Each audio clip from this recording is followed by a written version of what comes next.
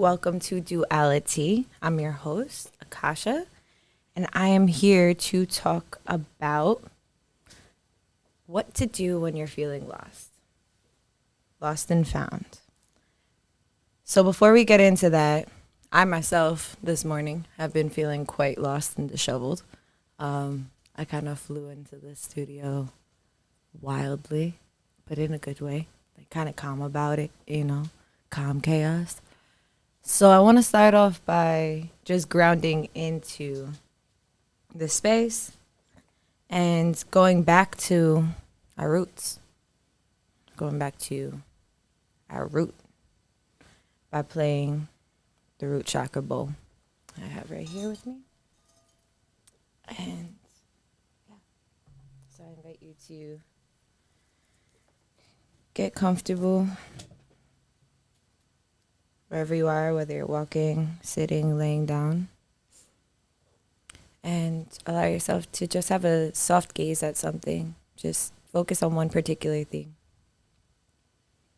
And take a deep breath in through your nose and out through your mouth. And every time you breathe, allow yourself to breathe in more air and let out more air.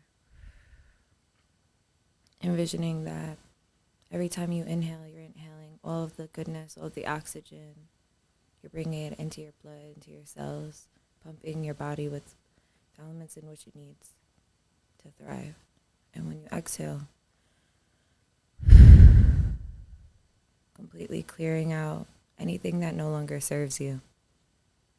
Any buildup, any tension, any awkwardness, anxieties, anything that doesn't feel so good.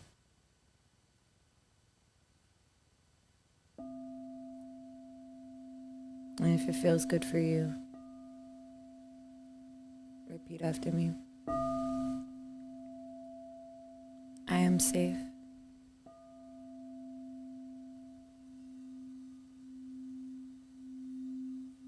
I am.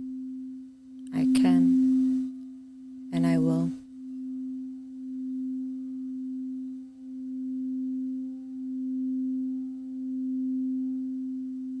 I am rooted.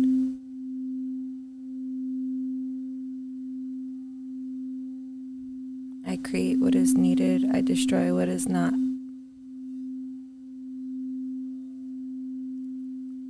I am balanced. I trust myself. I love myself.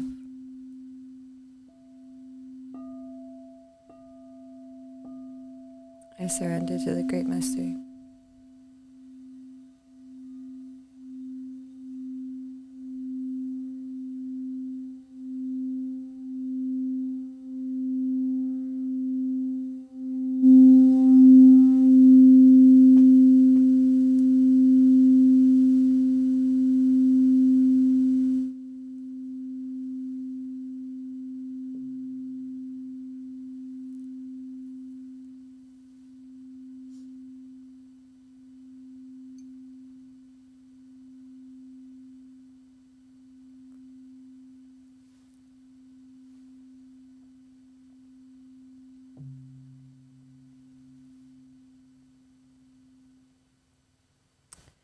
Thank you for taking that moment with me, taking that moment for yourself, just to recalibrate and ground down.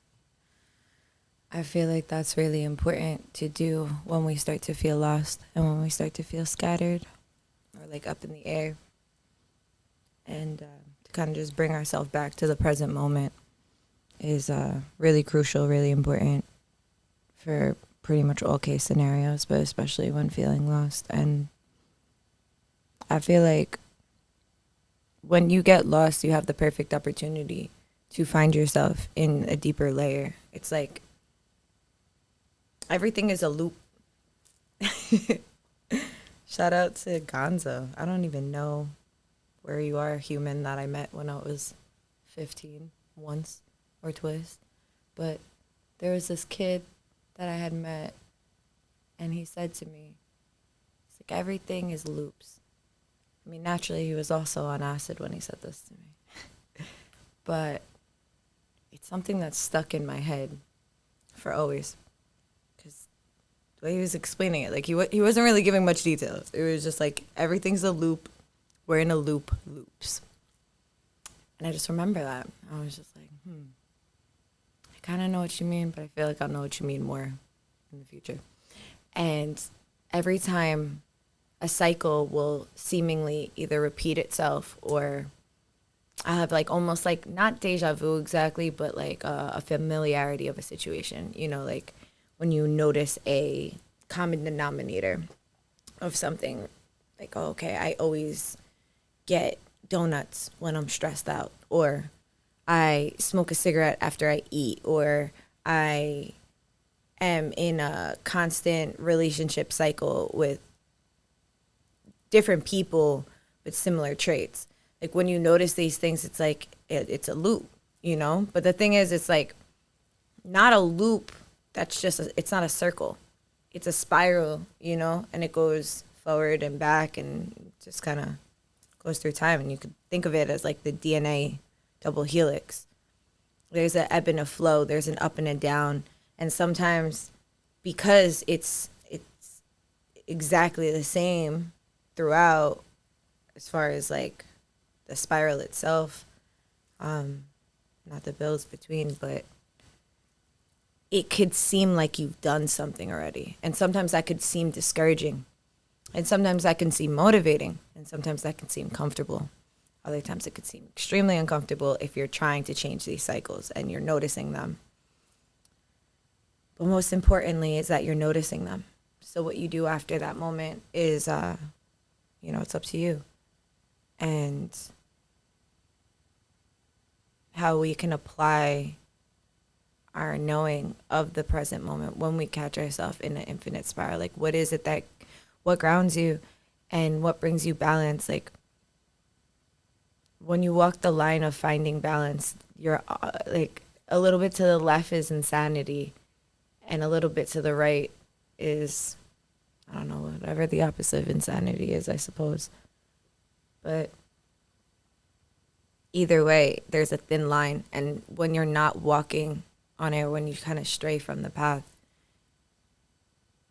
it can get scary. There is actually my birthday last year, 2020, I went up to a tree house and by myself, and I gave myself a ceremony and a birthday the way I deserve to. And in that, I went into the woods. I wanted to go like get acquainted with the land that I was on before settling in. So I just put my things down and I went into the woods, and the woods were huge. I gave the land some offerings and I'm like talking to the land, and then I started to get distracted. I seen something like shiny on a tree, and simultaneously I remember exactly where my mind went. Like I seen something shiny, and then my mind went somewhere completely different, not unrelated to the actual shiny object or whatever it was that was catching my attention, tasting me to go that way. I started thinking about different things. I started thinking about my ex. I started thinking about tying these different things together in my mind, like Charlie in that episode of It's Always Sunny. I always like correlate myself with him. And that specific meme where he's like, you know. But so I'm thinking about all these different things. I'm just like trying to find out everything all the time. And in that moment, I get distracted. So I go off of the path. So there's like a clear path, and maybe not so clear, but it's clear enough that you can know, like, okay, this is a path. This is how I go over here. This is how I get back. So I get off of it, completely go rogue. And I didn't realize I was lost until I was like in the thick of like a swamp kind of situation. It was like wetlands, and my boots were like absorbing water because they were material. And I was like, wait a second, where the fuck am I right now? I turn around and I'm like, oh no, I'm lost. I'm upstate, 2 hours away, lost in the woods, and I was like, all right, well, how am I going to get back? So instead of like freaking out, I had a moment of freaking out, but I was just like, okay, takes a deep breath. Like, I trust myself. I trust myself. I just kept saying that. I trust myself. I'll get back. I trust myself. I know my way home. And I kept on saying that. So I'm like, all right, real nature stuff. Apply everything just like use all your senses and your intuition. And I looked around and I just kept walking. I just kept walking. Something that my friend Emilio, he facilitates fire walks. And so you walk on fire. So I got to do that. It was really awesome. And when you walk on fire, the whole thing that you have to do is like walk like you have a purpose. He says, like, look straight like you're walking into your future. Do not look down. Do not look back. Walk straight. So that I kept doing that because that was playing in my head. So I kept doing that. I was like, no, I know where I'm going. Like, I know. And I was like talking to myself in that way. And I would just walk. I would just confidently walk. And then I'd end up in like, I almost fell into like this whole like bush of like thorns or something crazy. There was a lot of stuff happening. And I'm like, okay, am I still confident in where I'm going? Because this is scary. Like, what is happening? I look around, I seen this like huge yellow, bright yellow, like neon yellow mushroom. I was like, all the truth of the universe. I should just like pay attention. So I just like looked at it and I was like, you're right. I'll go left. So I did. I did. And then I ended up near a street. And when I was near this street, I looked up and I seen two people walking, and mind you, like I'm getting ready to have a ceremony. So I'm in all white. I have a white head wrap, white shirt, white pants. The only thing I didn't have white on was my material shoes. And I look at these people and I'm like, should I go up to that street? Like, is that a quicker or a safer way for me to get back? And then I'm like, how? How would that be quicker or safer if you don't know where that street is? You don't know where a street leads. You don't know these people. And you didn't come from that way. So I had this moment of like, I guess cognitive dissonance where I was like, well, that looks like, and then it doesn't. But I'm like, that's not even my path. And then just like dawned on me, like, everything that happened applied in my life. Every single thing that happened in this story applied in my life and maybe could apply in yours. And when I looked at these people like having just like an effortless time, I was like, maybe I should do that because it looks a lot more simpler and easier than this like being lost in the woods situation that I've gotten myself in. But once again, it wasn't my path, and other people's path might look simpler, but it's not yours, and it could be very different for many different reasons. So I'm like, all right, like it dawns on me, I'm not going with like Sally and John, like I just named them. I'm like, I'm not going with Sally and John up on this road. Like, who knows? They might not even know where they're going. Why am I going to take advice from them, And then I looked and I'm like, oh, do they see me? Because I probably look creepy as hell right now. It's just like a whole witch in the woods. I'm just like decked out in just like bright white clothes. So I'm like, all right, just keep it moving. So I just kept that confidence and I kept on feeling these deep life lessons in getting lost. And every time I would start to get anxiety because the sun's going down, mind you, like it's sunset, like it's getting dark. And I just tuned in. I just like went into my heart. I went into my body and I was like, nah, you got this. Like, you're going to go home. And I started laughing about it. I was just laughing about the whole situation. I'm like, this is hysterical that you got yourself in this situation. But you needed to. And even if you didn't need to, you're here now. So let's take some like lessons back from it. Eventually the fire spit me out by the fire pit. And I was like, oh, I'm back. And I was just grateful to be back. I felt like very emotional about it because the whole situation was really depthful. Although a simple situation, it was very, very depthful. And all of the cliches. But that kind of came with it, don't get lost in the woods. But also, you know how to get your way back home. So, physically, in real time, when I had gotten lost, I noticed for me the best thing was to not allow myself to get ahead of myself, but to just stay with myself instead of leaving myself and abandoning myself. I'm already lost. I'm already scared. When we get lost, sometimes we get scared. Majority of the time we get scared, you know?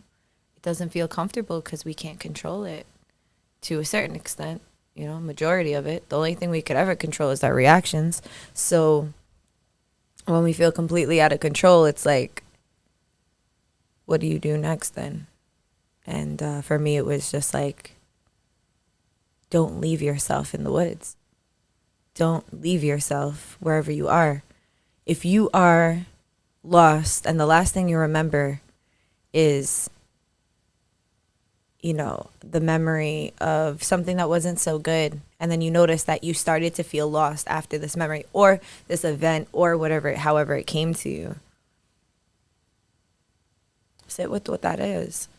You know, later on in the evening, I sat with what it was that I was unpacking, and it was like really deep and really intense. And I had to ask myself, like, what is real? You know, what is authentic? What is true?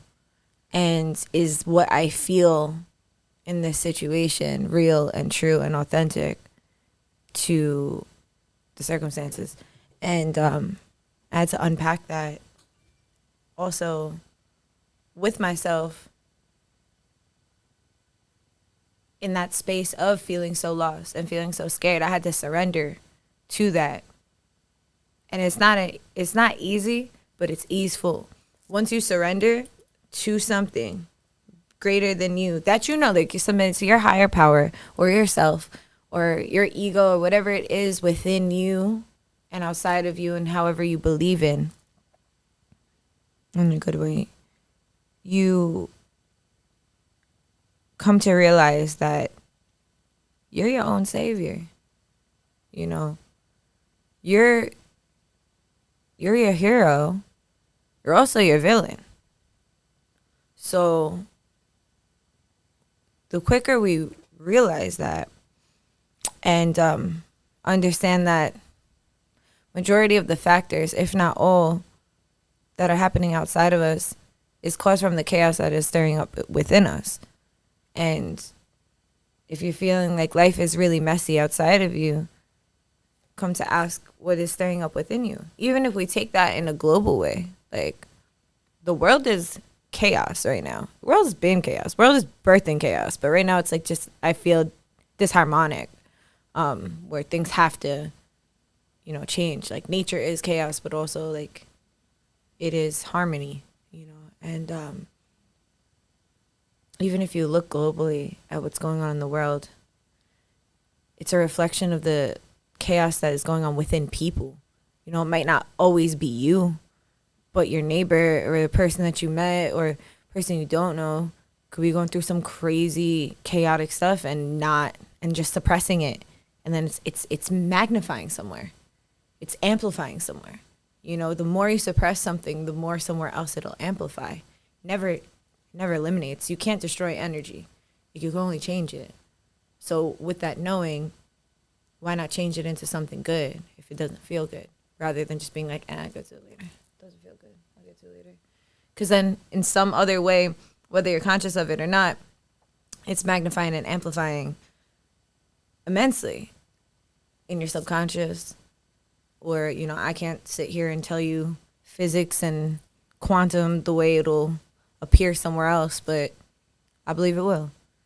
And I hope that reminder of hearing that is encouragement to face these things when we're feeling lost, to face these things when we're feeling down, when we're feeling sad, and find ourselves. How do we find ourselves? We build the courage up. How do we gain courage?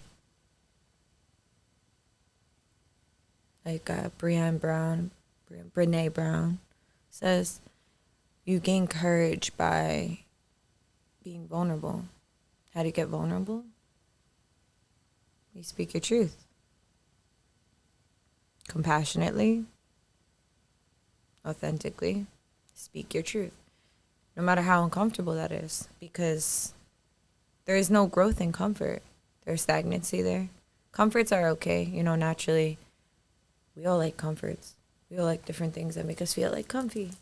And it's okay to have comforts, but to only exist in a comfortable space is not allowing yourself to have the capacity to grow in the way that you would in other case scenarios when you were discomforted, when you weren't comfortable. You'll notice like these quantum leaps you take when you are in a struggle or when you are in a situation where you're like, I need to get the fuck out of this. I don't care. Like, I need to go.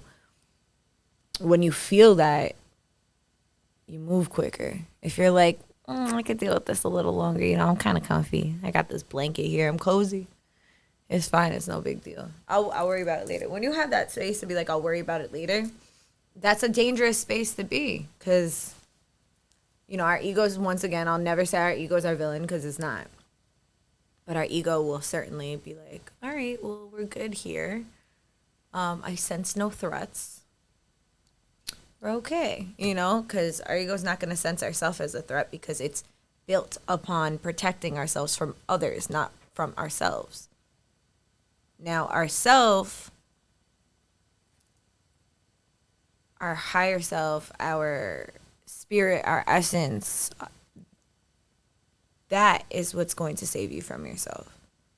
Our ego is going to protect you from other things. So it's a necessary force that we need. It's that yang energy, and our yin will come in and destroy everything within ourselves that we need to destroy within ourselves. So be open to both. When you feel lost, maybe you need to destroy some things. Maybe you need to create some things. Creation and destruction, they happen simultaneously. You cannot do something without giving another in equal exchange. Shout out to Full Metal Alchemist. Shout out to Ariel for putting me onto it. It's something that is so needed in order. It's needed. It's just divine law. If you want to obtain something, you need to give it equal value, or else you probably didn't obtain it. Probably an illusion of something, or it's exactly equal to whatever it is that you gave. So if you're going to get something, you want to receive something, be mindful of that.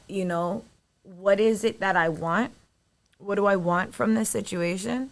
And what am I willing to give for it?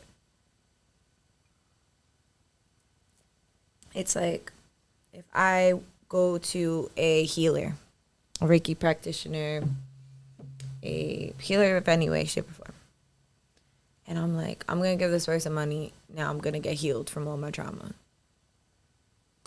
Is that realistic? I don't know if it's realistic. Regardless of how much money it is. How can anybody do that for you? You got to be willing every time you go to get a session from somebody, whether it's therapy, whether it's Reiki, whether it's homeopathy, whether it's acupuncture, acupressure, chiropractor, whatever it is. I'm naming all the things I do, right?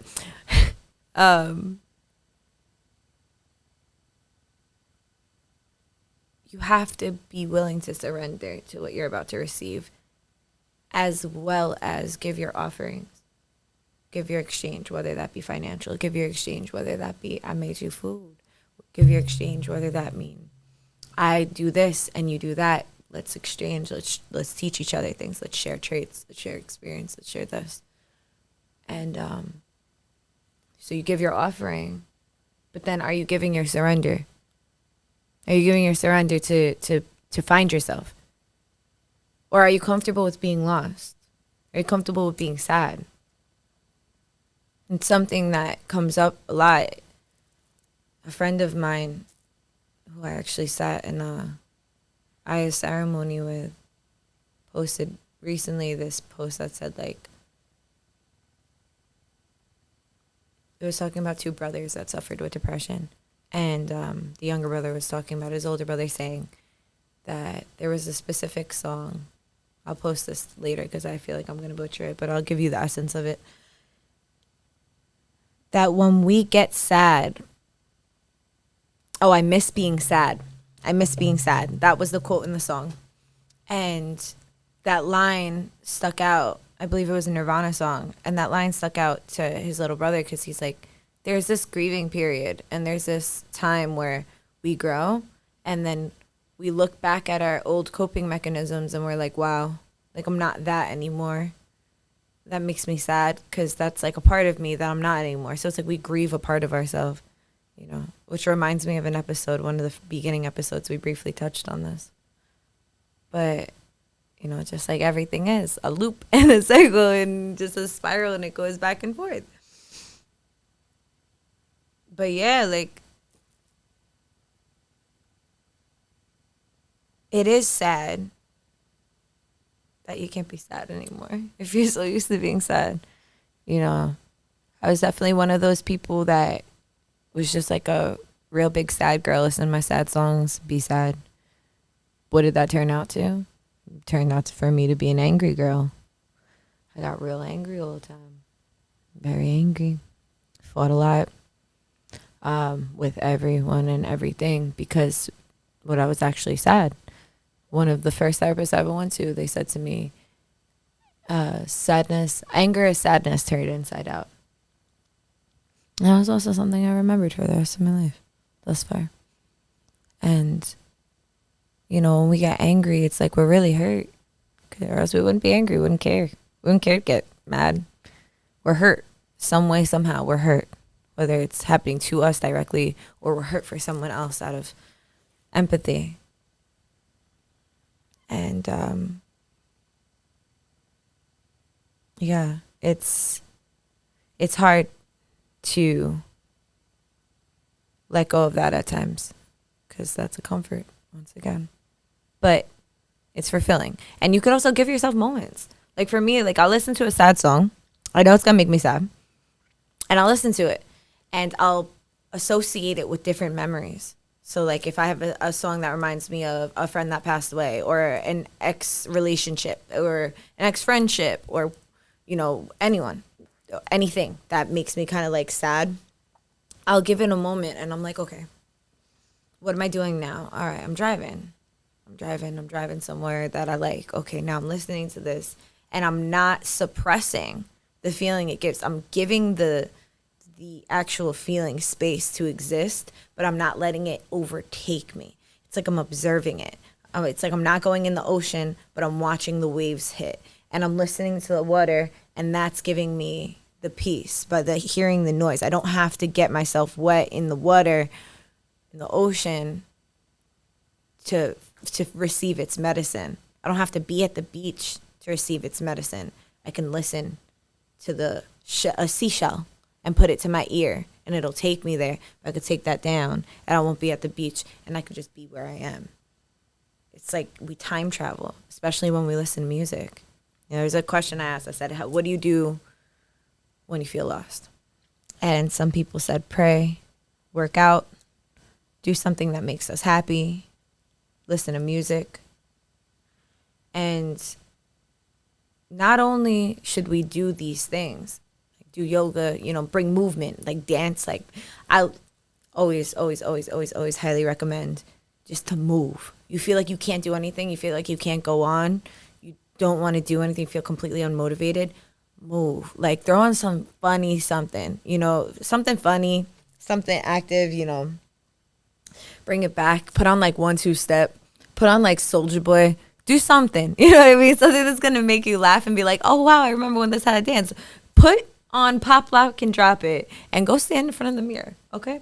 Do something like that. You know, you put on whatever you got to put on and to get yourself moving, whatever makes you move and move, you know. And then when you get into that trance space, when you get into that meditation of moving and you're like, wow, okay, I'm getting this, because we store trauma in our physical body. So when we're moving things, we're moving it around, right? We might not be completely letting it out yet, but now you're starting to move it around. So now it's not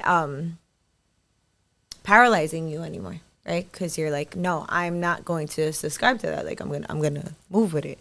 So in doing that, I really encourage you that in between the moments, like to not fear the silence, because that's where you find yourself. In my experience, in a lot of monks' experience, and a lot of people's experience, you know, I would always hear like, oh, you know, sit still in the stillness, in the silence, and I'm like, what do you mean? I can never silence my mind. Do you understand what happens in here? Like If I could put a pause on it, I would have, trust me, you know. For those overactive thinkers, which I can't imagine not being one at any capacity in this day and age, I highly encourage you, in between your movements, to embrace that silence and see what it tells you. Whether you're listening to music and it pauses, or in between the next song starting, or you're doing yoga and you're in between poses and you're focusing on your breath. You're working out and that breath in between reps, or when you put the weights down and you just have a moment. What is happening in your head in that moment? Is it nothingness? Is it an insecurity? Is it an excitement? Is it a past trauma? When we move our bodies, when we do these different movements, we are activating these stagnancies and these different things that we carry with us. So it's like we're walking story, right? We have pictures all over our body. Now, when you slow down, you get to look at it. You're like, oh, okay, that's what that is. That's within me. Anything you think you're not, it's not random. When are you going to start thinking that things are not just random? When synchronicities are all around you. You know, some people pray for signs, especially when we're at those points where we're like, I need a sign. Give me a sign, please. But they're always around us.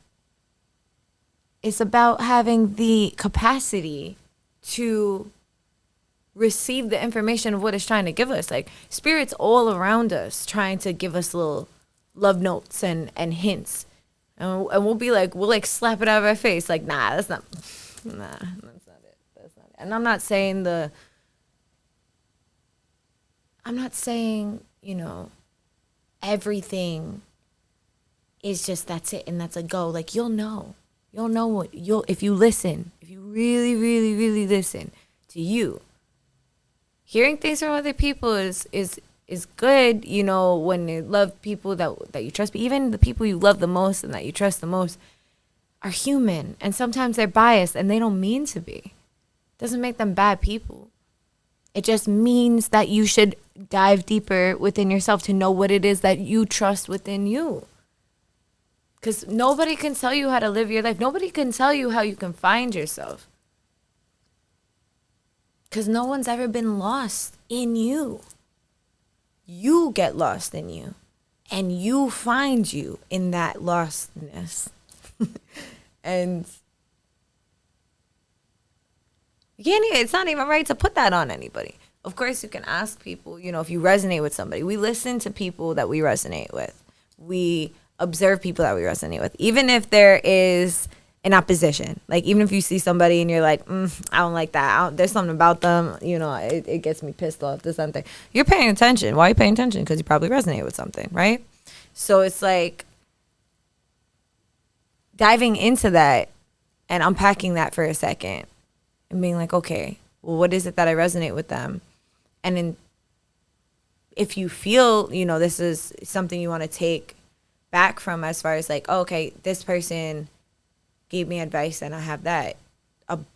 A person that you should really take advice from, in my opinion, I always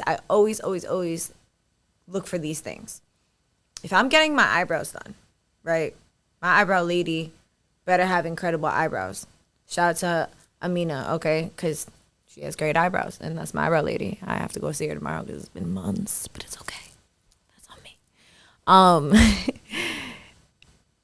If you are going to learn music, you should know what that music teacher likes to listen to, right? You're going to lessons on things.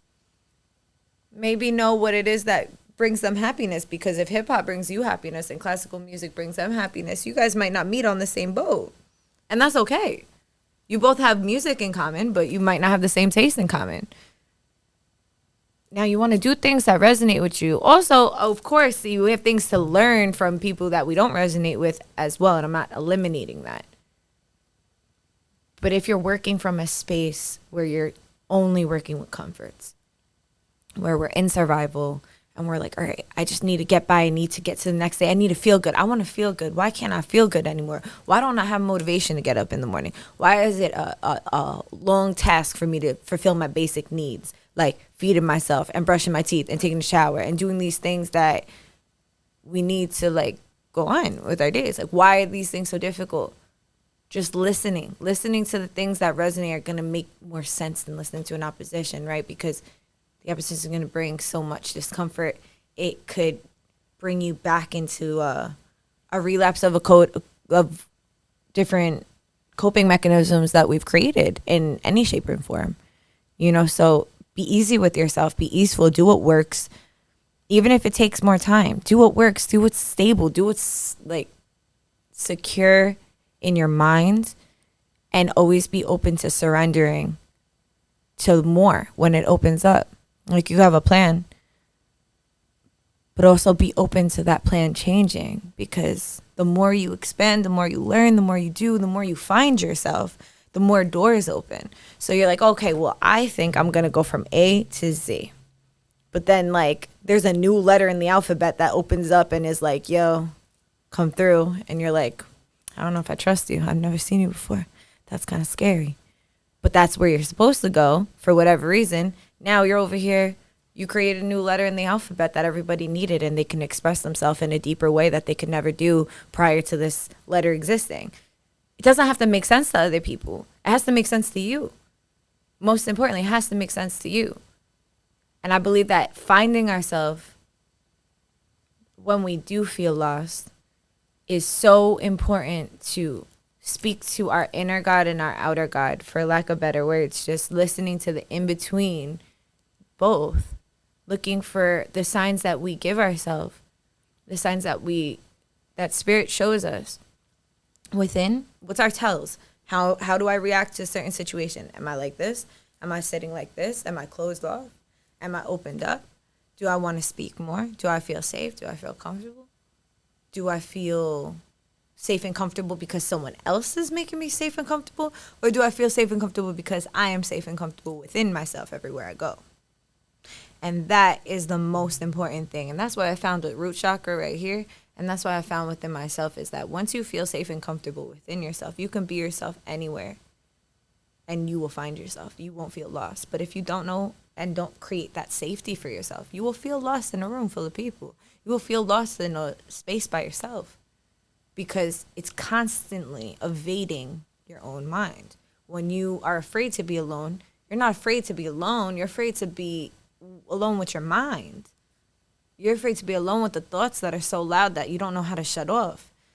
That no matter how many movies, no matter how many TV shows, no matter how many books, no matter how many relationships, situationships, jobs, anything that you get into will never make that stop. You can, by listening to what it wants to say, tuning yourself to the frequency. Like, you're listening to a radio, you're sick of the static, well, find the station. What are you trying to listen to? There's plenty of them. There's plenty of different situations and stories within yourself that come from you, that come before you, and that will come after you. Now, what do you want to pass on and what do you want to leave? You don't have to carry it all. That's up to you. Now, what I want to leave you with is find yourself in that space, in the silence, in between the notes, in between the songs, in between the conversations. The more comfortable you get with that awkward silence, doesn't have to be awkward. You make it awkward. Dead ass, like, you are the one who makes it awkward. Like, it's not awkward, it's just silence until you call it awkward. It's okay to be live and to have to take a breath, to pause, to go back. It's okay to go on stage and make a mistake. You're human. I find that when people make mistakes, I don't like thrive off of people making mistakes. Don't get me wrong. Like, I'm not like, oh my God, yes. But I smile because I'm like, Even when it's someone that you look at or you could put on a pedestal and be like, wow, they can do no wrong. They're incredible at what they do. And if they like stutter or like sing off key or like do something, you're like, like, wow, look at you humaning over there. I'm not the only one. That's crazy. You know, and it just gives you this sense of, wow, we're all not so different. You know, we are different. We're all equally different as we are not different. Remember that. And yeah, just give yourself that. I purposely wore today Naruto and Sasuke because it's two perfect examples of what to do when you feel lost. You know, you have the I want to save myself and everybody Naruto experience. And then you have the Sasuke experience where I'm going to seek revenge until I find myself, you know, or if I do something to get back at what was done to me, I'll find myself that way. And then you see how that ends, and you see how it ends with Naruto, or, you know, the story continues. So you see how that goes on. And I just thought it was fitting. And I also wanted to say shout out to my friend, my good friend, Jatik, and this awesome shirt. And it says Living Hope. Also with him and Stereotype. And yeah, these are things that I chose to wear because it's like, what do you do when you feel lost? It's like, these are examples. These are examples. You live with that hope. You keep that hope in the forefront, you know. What do you do when you're lost? And then I also put my home on my head. It's like we all have different ways of expressing ourselves. I choose to express myself with what I wear a lot. And then what I say, too. You know, that's why I'm here. That's why we're doing this thing called Dualitea and stuff like that.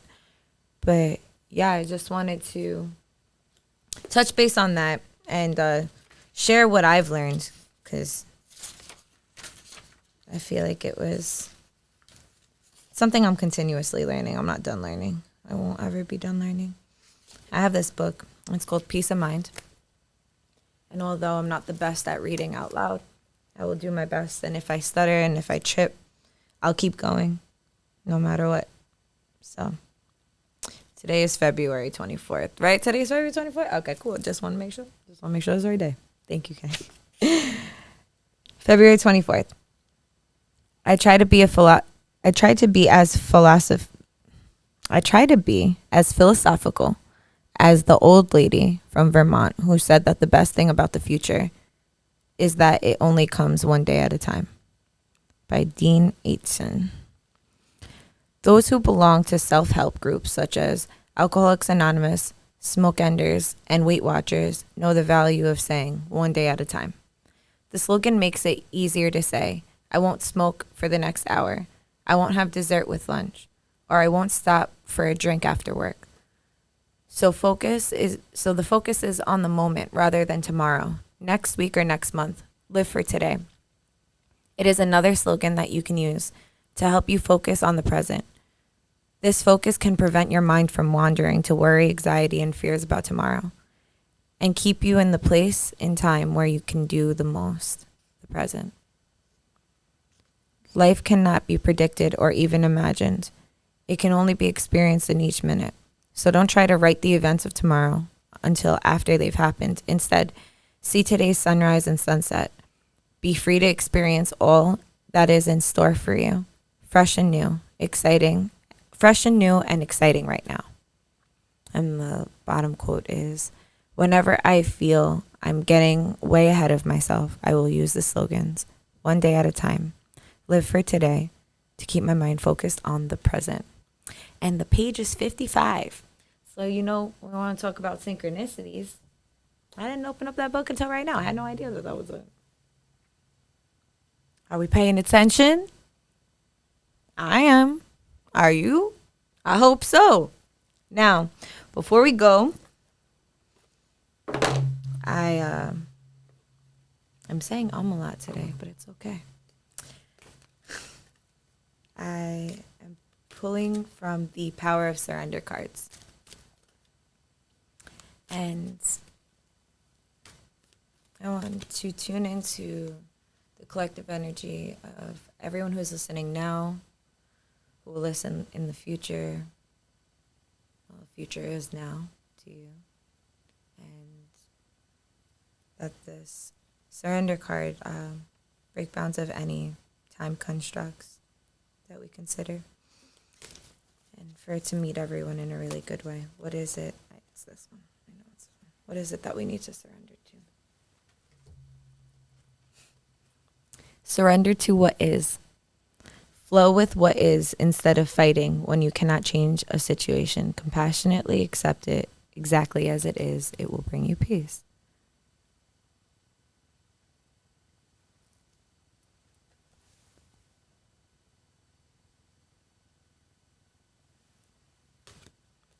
Yep.